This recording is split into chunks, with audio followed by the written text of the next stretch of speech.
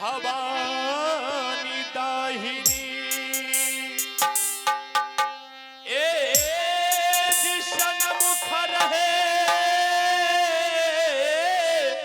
गणेश पांच देव मिल रक्षा करे ए जी ब्रह्मा विष्णु महेश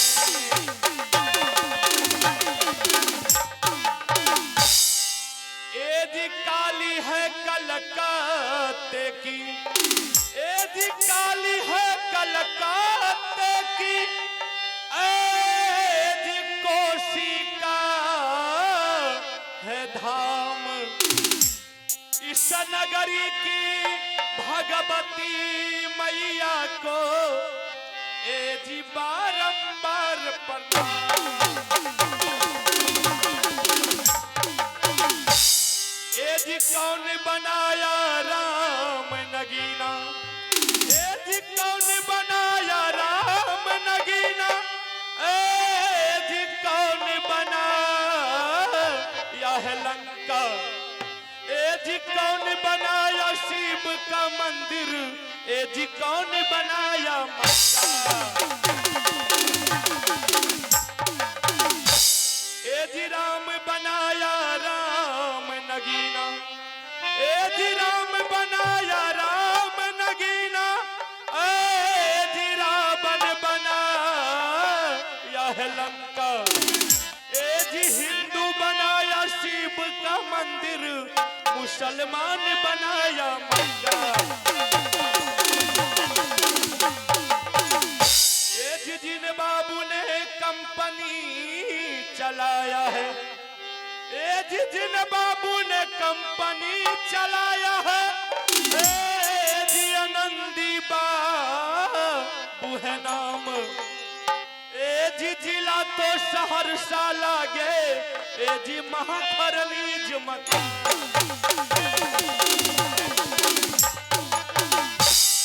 हे यो पहिले सुमरा गौरी गणेश को राम हो सुमरा अयोध्या हो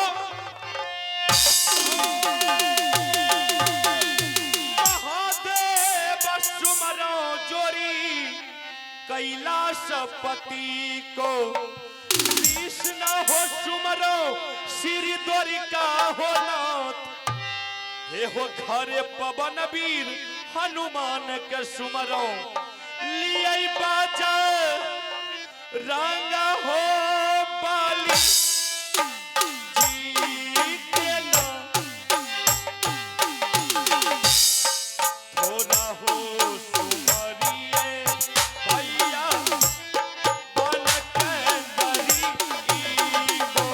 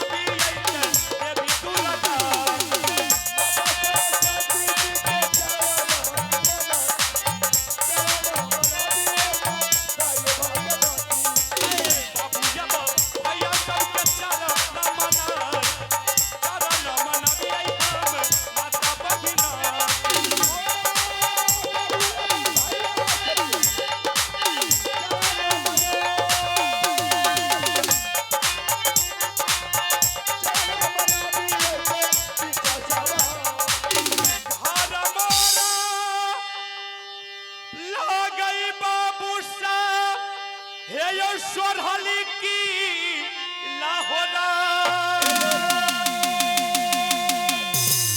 हमरो के घारा लगइयो राजा सोरहली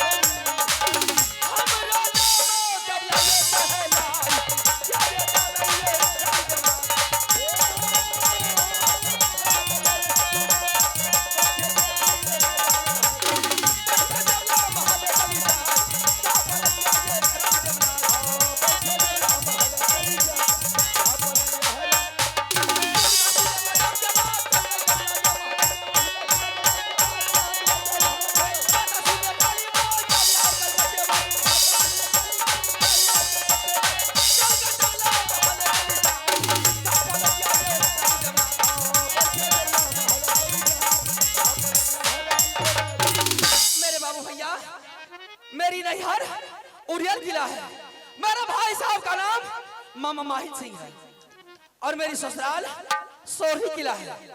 भगवान ने मुझे एक पुत्र दिया है जिसका नाम है आल्हा सिंह। आगे की समस्या मैं आज आप लोगों को बताती हूँ।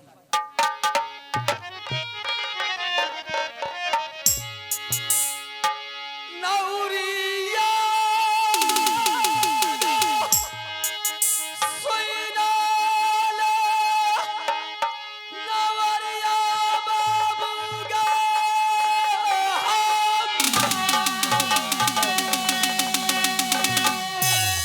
आजोगा दुलरिया बेटी गे रानी के है लागी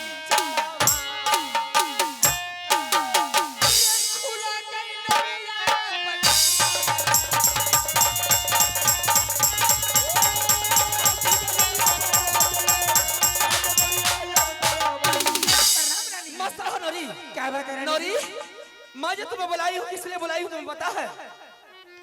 किसने बुलाई है? मैं अभी सुनाती हूँ। सुनाइए रानी जी। हे गे नमहि गे महिला माँ बितलई हे गे रानी जी के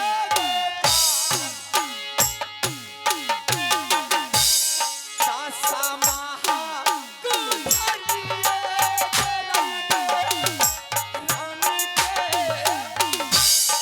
रानिया सुनिया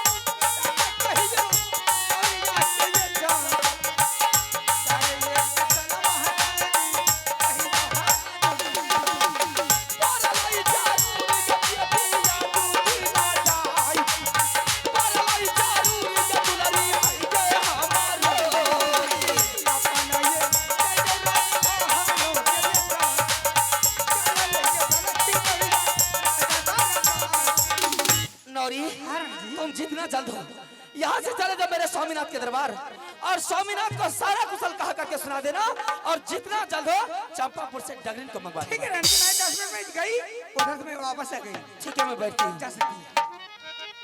अरे तब महाराजा तब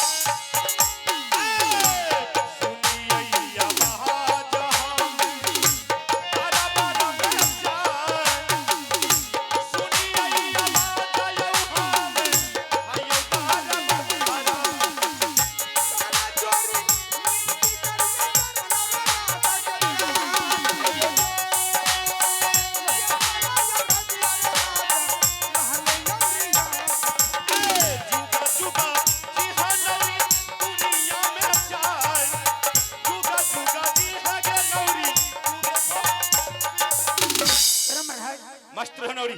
नौरी, अरे आज क्या बात है नौरी कि तुमने महल को छोड़ करके मेरे दरबार में आकर के हलचल मचा रही? क्या बात?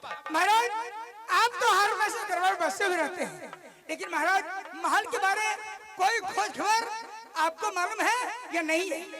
नौरी, महल के बारे? अरे हम राजा हैं, मुझे दरबार की मालूम। अरे महल की नौरी तुम हो, महल के बारे में तो तुम्हें मालूम होने चाहिए। अगर आपको मालूम नहीं है महाराज, हाँ। आप तस्वीर लीजिए, मैं सुनाती हूँ। ठीक है, सुनाओ। राजा याब सुनियो हे यो सोरहली के जिमीदार,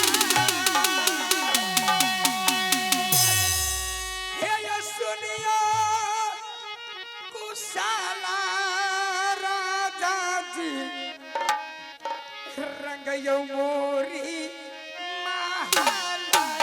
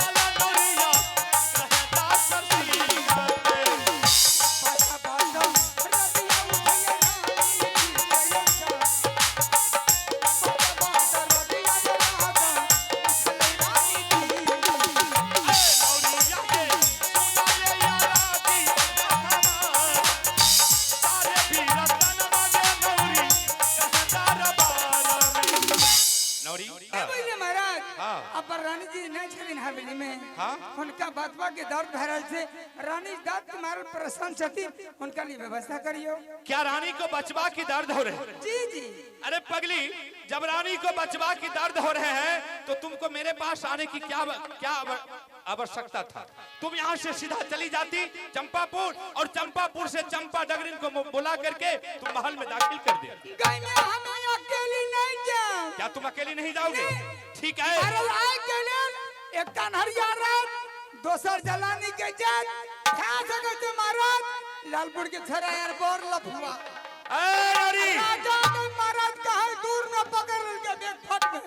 नौरी 30 नहीं तो 35 कहिए देते महाराज। ऐसा नहीं हो सकता है। हम अकेली नहीं जाए। अगर तुम अकेली नहीं जाओगी तो हम तुम्हारे साथ द्वारपाल मंत्री को साथ लगा देते। मंत्री जी क्या? यहाँ के मंत्री एक नंबर के लफुआ। अरे नहीं, उनका बजावियो यहाँ। ठीक है मंत्री।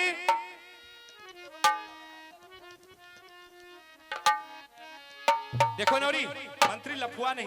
हाँ महाराज। मंत्री बहुत अच्छा आदमी है, इसलिए तुम मंत्री के साथ शामिल जाओ और चंपापुर से चंपा डगरीन को बुला करके महल में हाजिर कर दो। महाराज उनका बोला के पूछो ना, देखो क्या नाम बोलो। ए मंत्री रे,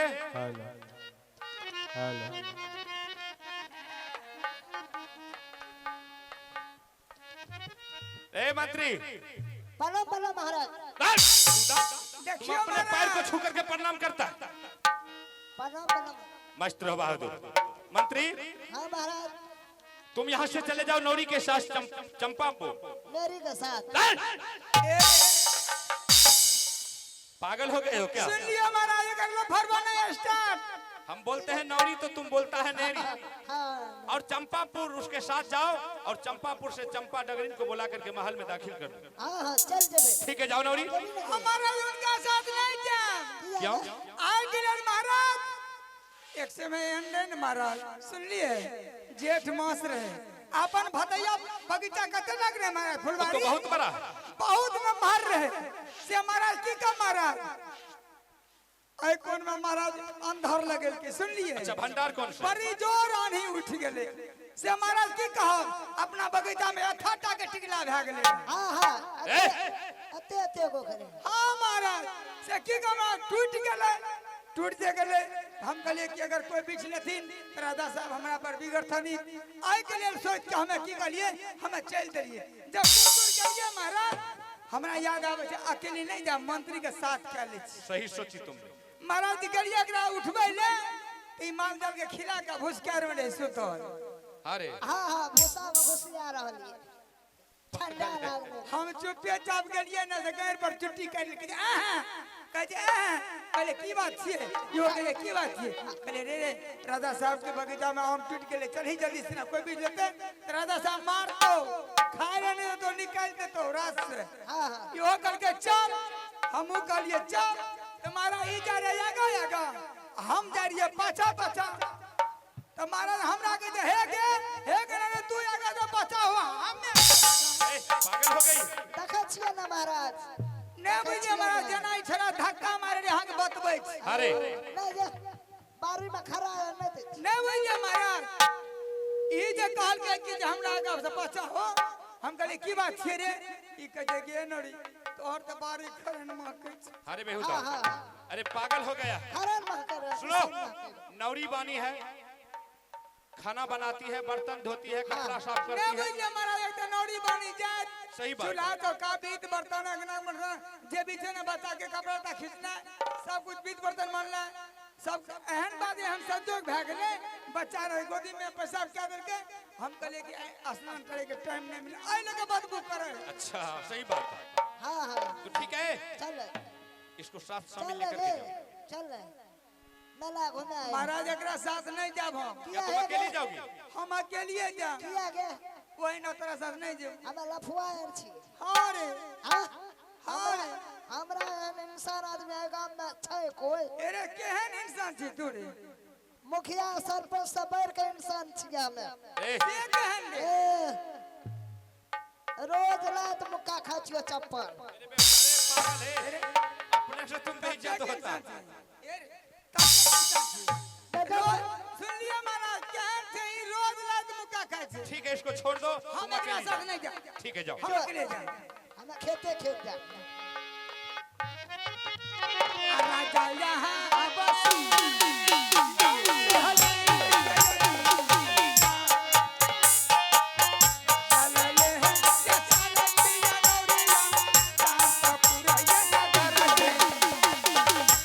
चलो जो नौरी चंपा पूरा